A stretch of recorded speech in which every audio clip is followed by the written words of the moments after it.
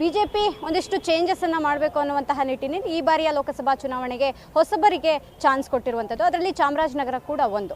ಇದೀಗ ಚಾಮರಾಜನಗರದ ಬಿಜೆಪಿ ಅಭ್ಯರ್ಥಿಯಾಗಿರುವಂತಹ ಬಾಲರಾಜ್ ಅವರು ನಮ್ಮ ಜೊತೆಗಿದ್ದಾರೆ. Sir, firstly congratulation. Thank you.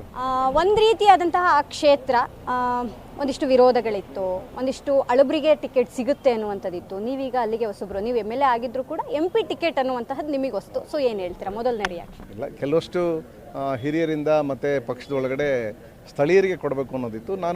ನಾನು ಕೂಡ ಸ್ಥಳೀಯನಾಗಿದ್ದೆ. ಮತ್ತು ಹೊರಗಡೆಯವ್ರ ಪ್ರಶ್ನೆ ಬಂದಿತ್ತು.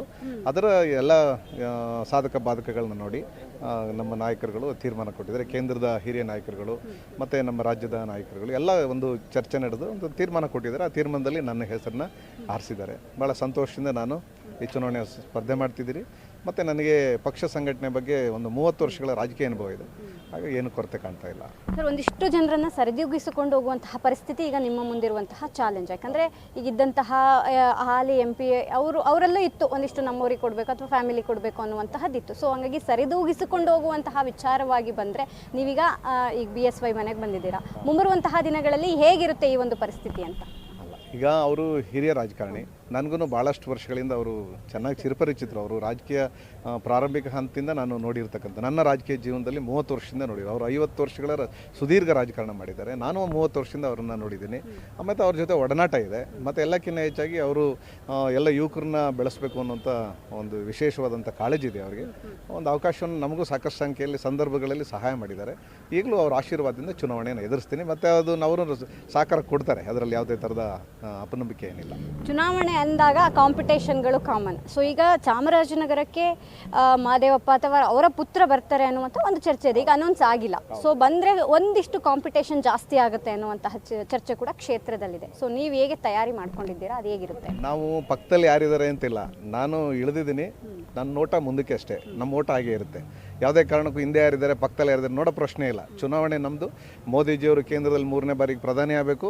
ಅದೇ ರೀತಿ ರಾಜ್ಯದಲ್ಲಿ ನಮ್ಮ ವಿಜೇಂದ್ರ ಅವರ ನೇತೃತ್ವದಲ್ಲಿ ನಮ್ಮ ಅಧ್ಯಕ್ಷರು ಭಾಳ ಜವಾಬ್ದಾರಿತ ಮಾಡ್ತಾ ಇದ್ದಾರೆ. ಯಡಿಯೂರಪ್ಪ ಅವರ ಆಶೀರ್ವಾದ ಇದೆ. ಎಲ್ಲ ನಮ್ಮ ಆರ್ ಅಶೋಕ್ ಅವರು ಮತ್ತು ಎಲ್ಲ ಬಸವರಾಜ ಬೊಮ್ಮಾಯಿಯವರಂಥ ಹಿರಿಯರ ಮಾರ್ಗದರ್ಶನ ಇದೆ. ಮತ್ತು ಅನೇಕ ಹಿರಿಯ ನಮ್ಮ ನಾಯಕರುಗಳೆಲ್ಲ ಸಂಪೂರ್ಣವಾದಂಥ ಸಹಕಾರವನ್ನು ಕೊಟ್ಟಿದ್ದಾರೆ.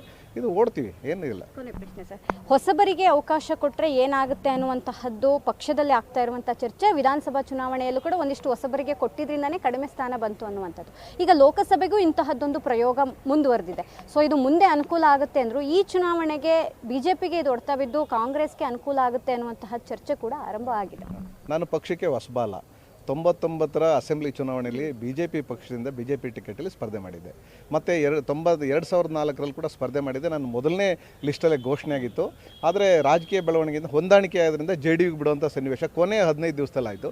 ಹಾಗಾಗಿ ಟಿಕೆಟ್ ತಪ್ಪಿತ್ತು. ನಾನು ಗೆದ್ದಿದ್ದು ಇಂಡಿಪೆಂಡೆಂಟಾಗಿ ಗೆದ್ದಾಗ ವಾಜಪೇಯಿ ಅವರ ಫೋಟೋ ಮತ್ತು ನಮ್ಮ ರಾಜಶೇಖರ ಮೂರ್ತಿ, ನಮ್ಮ ನಾಯಕರಾಗಿದ್ದಾಗ ರಾಜಶೇಖರ ಮೂರ್ತಿ ಅವರ ಫೋಟೋ, 2 ಫೋಟೋ ಹಾಕೊಂಡು ಗೆದ್ದಿದ್ದೀನಿ ಆ ಚುನಾವಣೆಯಲ್ಲಿ. ಹಾಗಾಗಿ ಚುನಾವಣೆ ನಮಗೆ ಇದೆಲ್ಲ ಅನುಭವ ಇದೆ. ಅದರಿಂದ ಏನು ಕೊರತೆ ಇಲ್ಲ ಅಂತ. Thank you. ಇದಿಷ್ಟು ಚಾಮರಾಜನಗರ ಅಭ್ಯರ್ಥಿ ಬಾಲರಾಜ್ ಅವರ ಮಾತು. ಕ್ಯಾಮ್ರಾಮನ್ ಧನರಾಜ್ ಜೊತೆ Deepa KS, power TV Bengaluru.